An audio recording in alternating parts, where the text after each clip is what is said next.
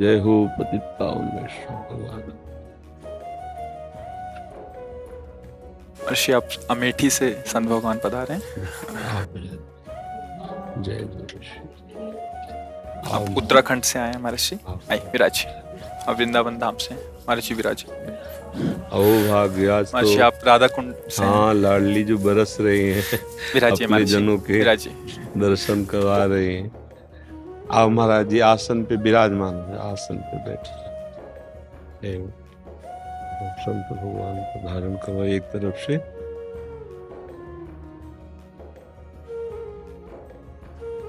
हाँ, मुखारविंद से गिरिराज परिकर आए थे तो श्री जी की प्रसादी लाए थे। गिरिराज जी महाराज, तेरो ही ध्यान राधिका प्यारी गोवर्धन धर लागे। महाराज जी को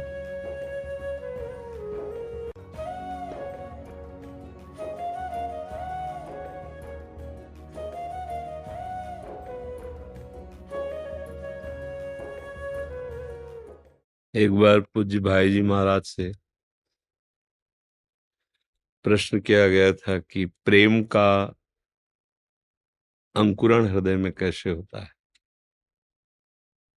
भाई जी महाराज प्रियाजू के भाव में, श्री लालजू के प्रेम में मगन रहते थे। बहुत महामहिम स्थिति भाई जी महाराज। भाई जी श्री हनुमान प्रसाद पोद्दार जी महाराज, जिनके स्पर्श मात्र से राधा बाबा का भाव जो ब्रह्म भाव था वो श्री कृष्ण प्रेम में बदल गया।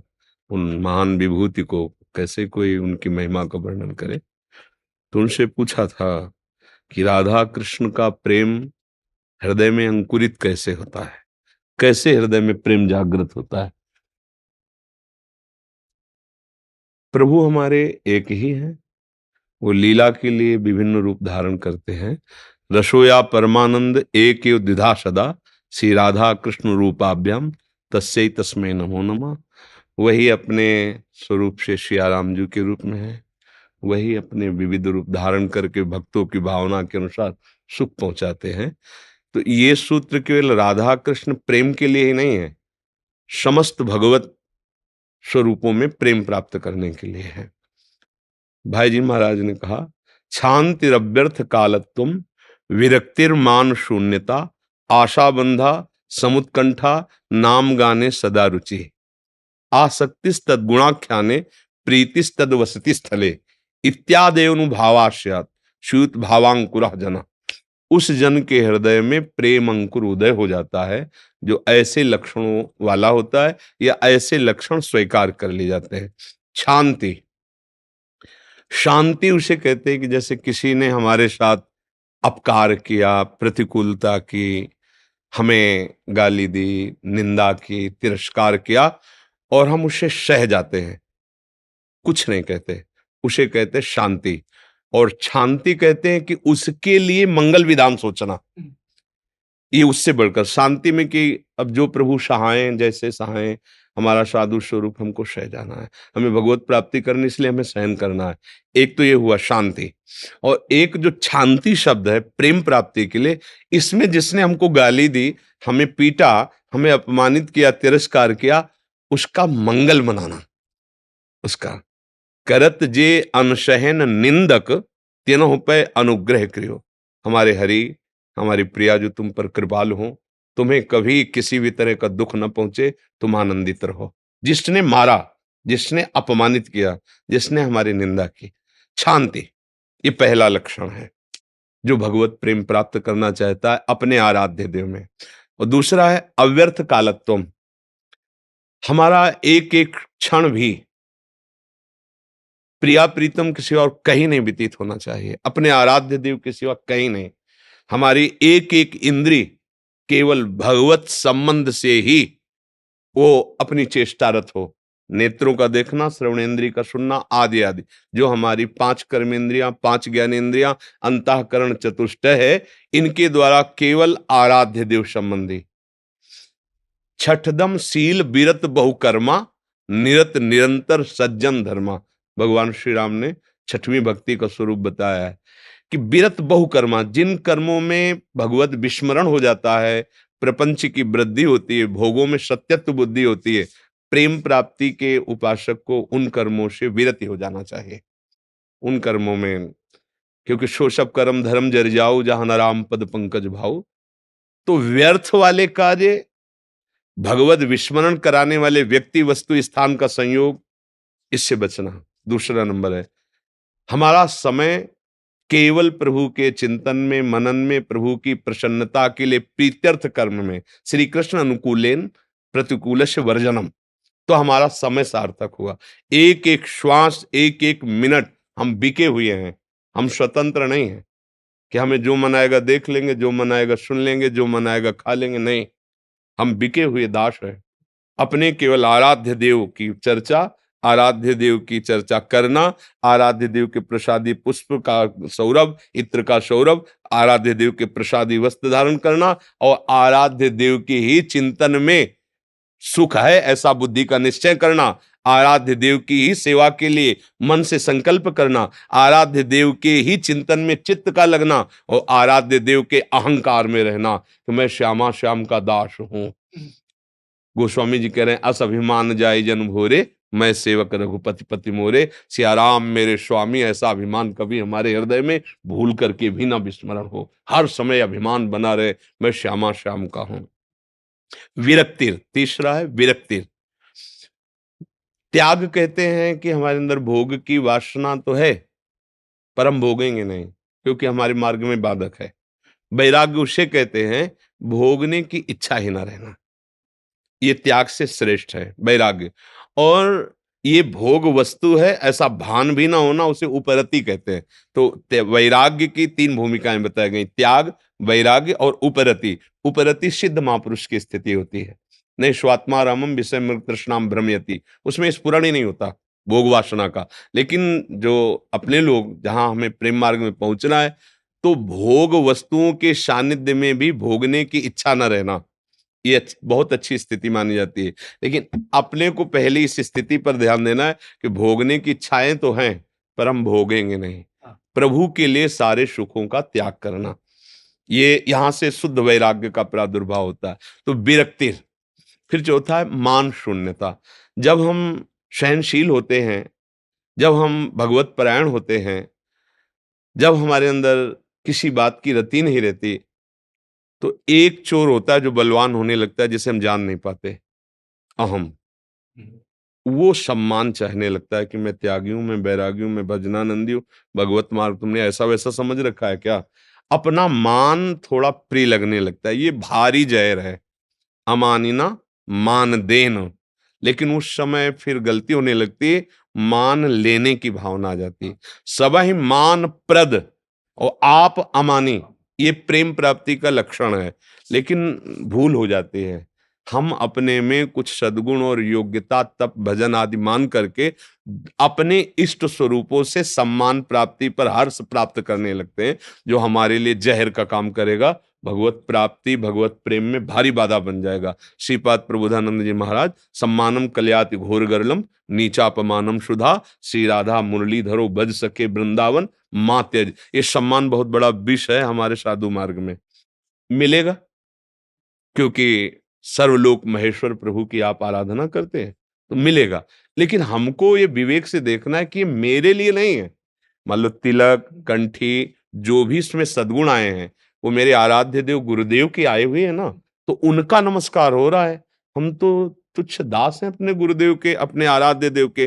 तो कोई भी हमें नमस्कार करती मुद्रा में दिखाई दे तो यहाँ हमारे आराध्य देव विराजमान है और ये सब सदगुरुदेव प्रदत्त है, तो सदगुरुदेव और आराध्य देव का हो रहा है। अपने में कभी सद्गुण का आरोप न कर ले। तो अमानिना, मान रहित, मान शून्यता।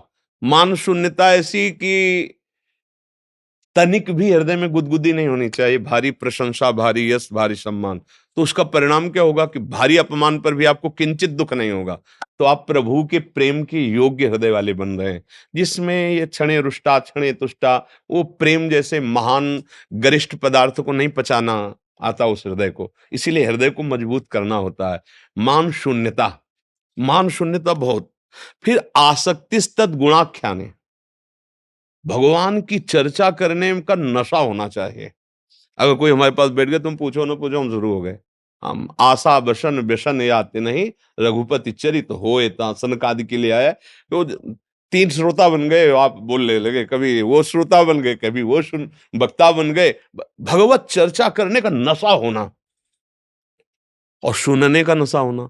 जहां जहां पिय की बात सुने खोजत तिन गैर, कोई मेरे प्यारे श्याम सुंदर की बात सुना दे, मेरी लाडली की बात कान तरस जाए, कोई मुझे प्रभु चर्चा सुना दे, ऐसी भूख श्रवणेन्द्री में जग जाए, कोई मुझे मेरे प्यारे की बात सुना। बावरो सो रस में फिरत खोजत नेह की बात। उत्साह संपन्न होकर नाम जपने की रुचि प्रकट हो जाना। समुत्कंठा नाम गाने सदा रुचि।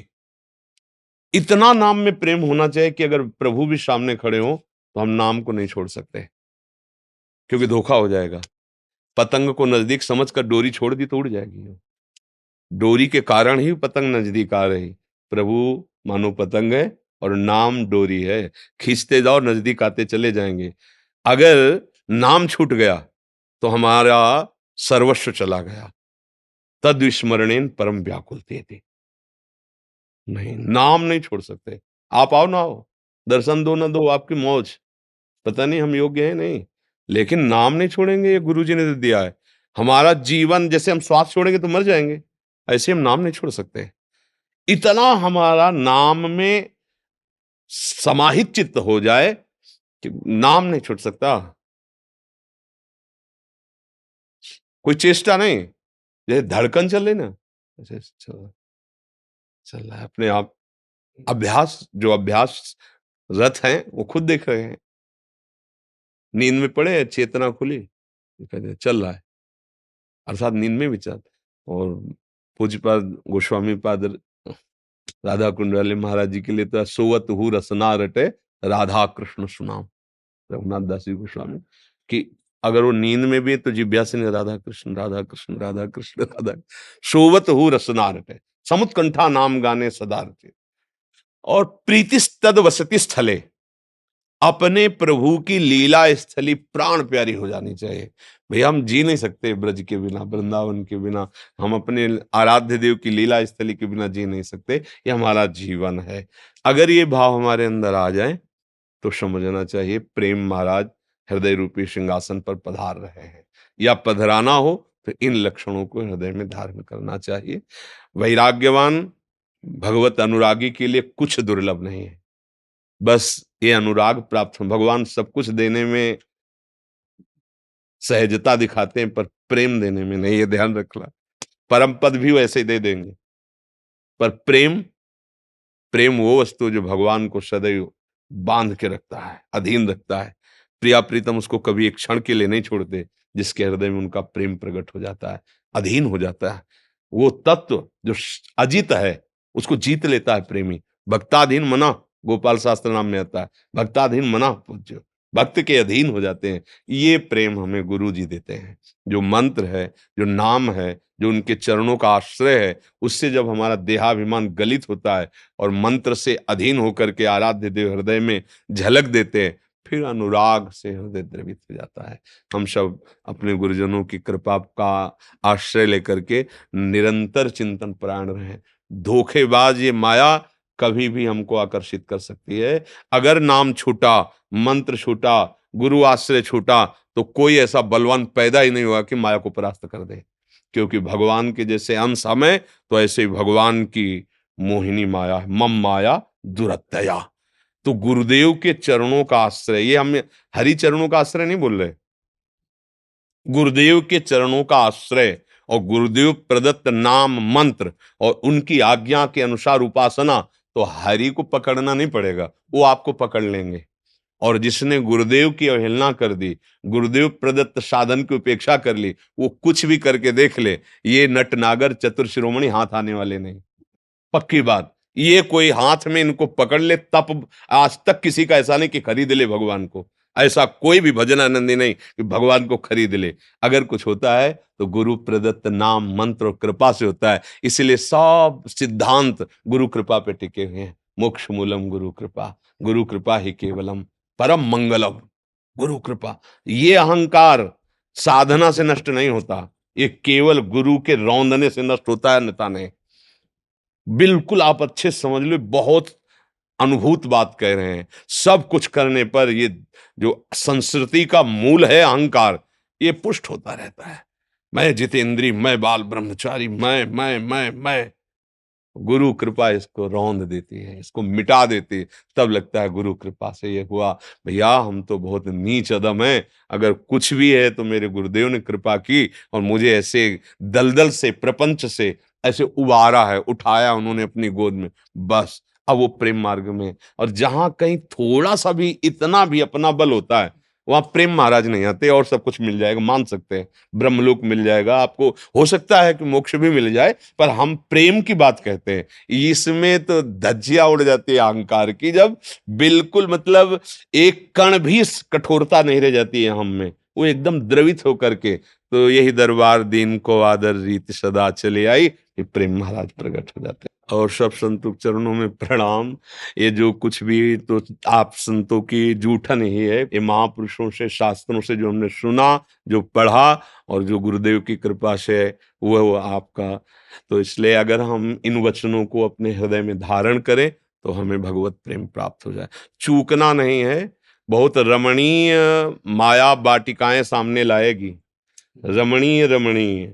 जा तो रहे भाई, हो भगवान तो मिल ही जाएंगे, थोड़ा विश्राम कर लो। पर हनुमान जी वाली बात ध्यान रखना, राम काज कीन्हे बिनु मोहि कहा। बीच में मैनाक प्रकट हुआ ना, थोड़ा राम काज कीन्हे बिनु मोहि कहा। जब तक नेत्रों से भरकर अपने आराध्य देव का साक्षात्कार नहीं कर लेते, मनोरंजन खत्म। विषय भोग निद्रा हंसी जगत प्रीति बहुबात नहीं। मरना अच्छा है, लेकिन विषय सेवन करना अच्छा नहीं।